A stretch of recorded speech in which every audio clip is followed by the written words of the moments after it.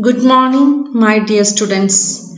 Last class we have seen different types of natural resources and by the human activities like pollution and other different types of activities it is exploited.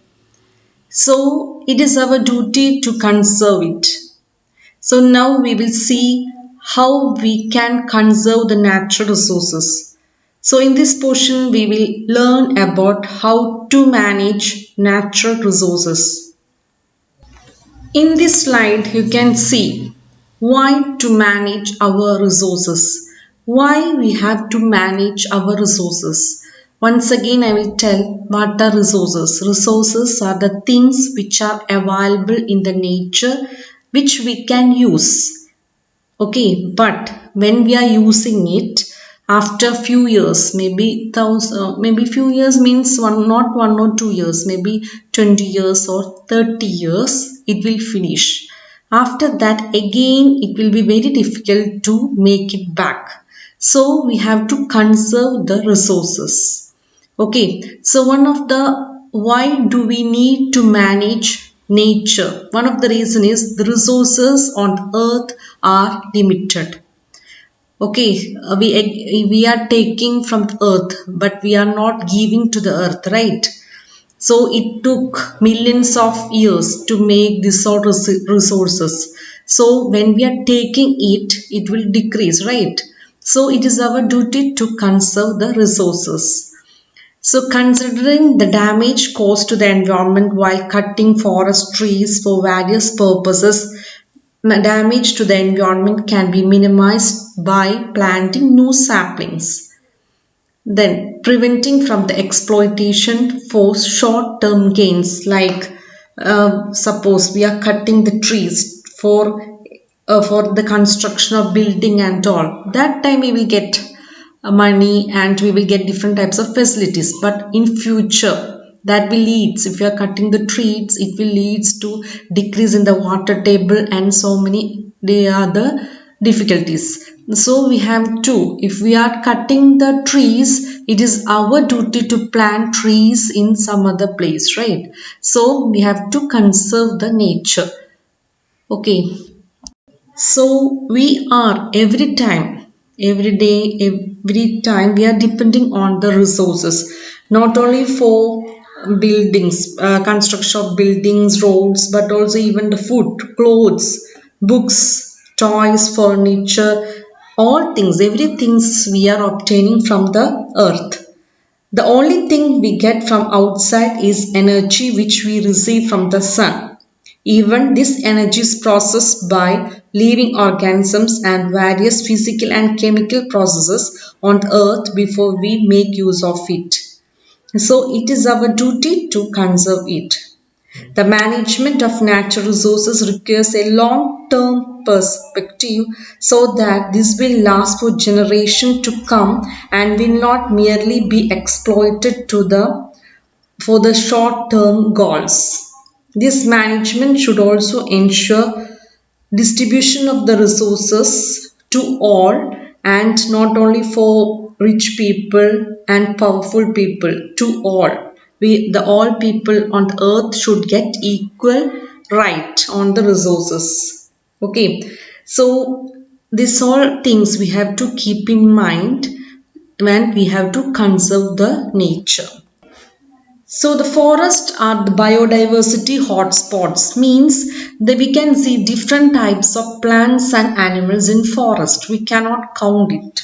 So one of the main aim of conservation of forest and wildlife is to try to preserve it, preserve the biodiversity so we can inherit, we can pass this forest to our next generation. Okay, so now we will see in the next slide what is known as the stakeholders. We use the different types of product from the forest, right? Maybe timber, maybe honey, maybe medicinal plant, like the different types of things we are using from the forest. So, but our dependency on the forest resource varies. Some of us have access to alternatives, some do not. So we will see what is stakeholders. Stakeholders means there are four types of peoples are there. First of all, the local people or forest tribal people, which depends on the forest. Then the industrialist, the forest department, and forest wildlife activists and enthusiasts who love the forest. So four types of peoples are known as the stakeholders. So the stakeholders is someone with an interest or concern in something.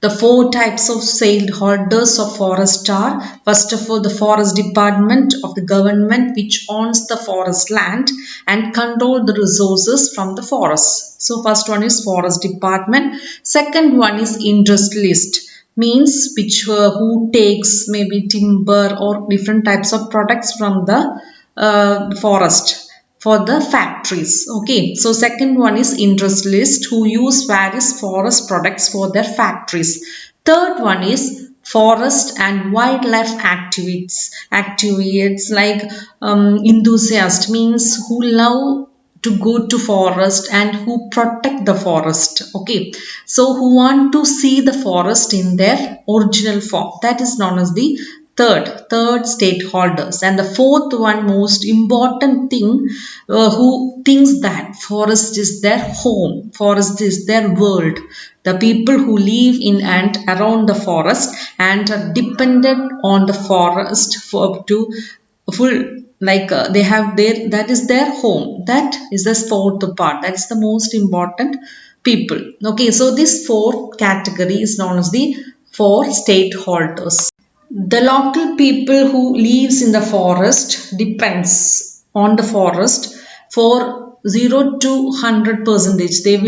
They have to depend on the forest, maybe for firewood, small timber, maybe for bamboo, for hatching their huts, basket for making of basket and storing food materials, and for agriculture, fishing, hunting. So the people living in the local people living in the forest have to depend on the, they will take the fruits, nuts and vegetables from the forest and they will eat it, so that is their home. Okay, so now we will see some of the history of about the forest. So when the British came and took over most of our forest area, people had been living in this forest for centuries. They had developed practice to ensure that the resources were used in a sustainable manner. After the British took the control of the forest, which they are leaving, they exploited, means they took all the things from the forest. The Forest Department in independent India took over from the British, but the local knowledge and local needs continue to be ignored in the management practices. Thus, the vast tract of forest has been converted to monocultures of pine, teak, or eucalyptus. So, in order to plant these trees, huge areas were first cleared of all vegetation. This destroyed a large amount of biodiversity in this area.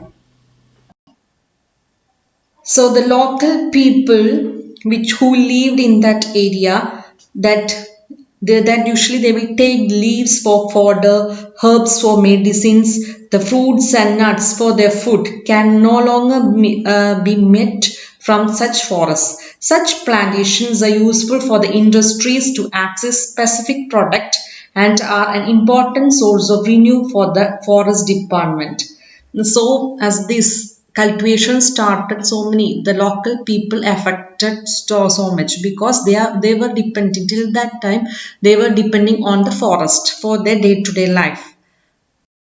So the industries would consider the forest as a merely a source of raw material for their factories. They didn't even thought about the local people who are living inside the forest, who are depending, totally depending on the forest. So what happened? A huge interest groups lobby the government for access to this raw material at artificially low rate. So that by cutting the trees that affected the local people's life. Lastly, what happened is that the nature and the wildlife enthusiasts who are in one way depending on the forest, but who may have considerable say in their management. The environmentalists were means the conserving the people who like to conserve the land have joined together and form a group to help the local people, and one community is known as the Bishnoi community in Rajasthan. Like different types of different in different areas in India, these all communities was the different type of communities was there. But one is the Bishnoi community in Rajasthan formed a group for the conservation of forest and wildlife.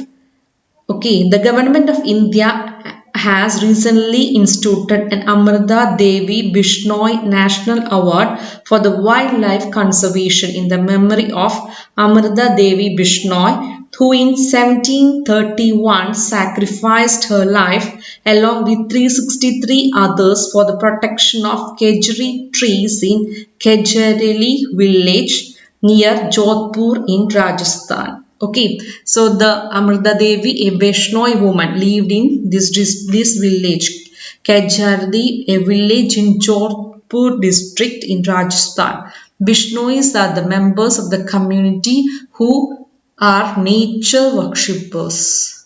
For the sustainable management of to conserve the trees, to conserve the forest, another movement started that is known as the Chipko Andolan, Chipko movement.